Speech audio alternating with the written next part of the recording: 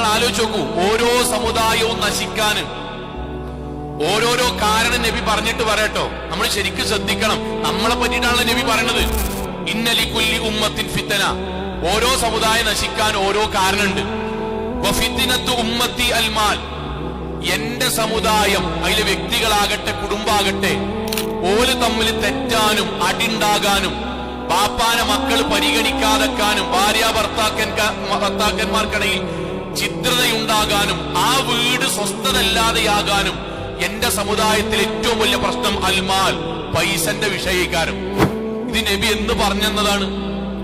ഇത് ബാപ്പ എന്നുള്ളത് എന്റെ മനസ്സിലുണ്ടാകേണ്ടതാണ്. പൈസന്റെ പേരിൽ ഈ പെരയില് സങ്കരം ഉണ്ടാകാൻ പാടില്ല. കാരണം നബി പറഞ്ഞ കൂട്ടത്തിൽ ഞാനും എന്റെ പെരക്കാരും വരാൻ പാടില്ല. നമ്മളാണ് തീരുമാനിക്കേണ്ടത്. അവിടെ അല്ലാഹു സുബ്ഹാനഹു വ തആല നമ്മൾക്ക് നൽകിയതിന്റെ ഹലാലായ വർധനവിന് വേണ്ടി ശ്രമിക്കുമ്പോഴും അതിൽ തൃപ്തിപ്പെട്ട് ജീവിക്കാൻ, എനിക്ക് തന്നതിലും നിങ്ങൾക്ക് തന്നതിലും അതുകൊണ്ട് വീട്ടിൽ സമാധാനത്തിൽ കഴിയാൻ, ആ വാഹനത്തിൽ നമുക്ക് സന്തോഷത്തിൽ ജീവിക്കാൻ, ആ മക്കളെ കൊണ്ട് തൃപ്തിപ്പെടാൻ, ആ വീട്ടിൽ സമാധാനത്തിൽ നമ്മൾക്ക് കഴിയാൻ നമ്മൾ ശ്രമിച്ചാൽ ആ വീടും ആ കുടുംബവും നമ്മോടൊപ്പം ഉണ്ടാവും.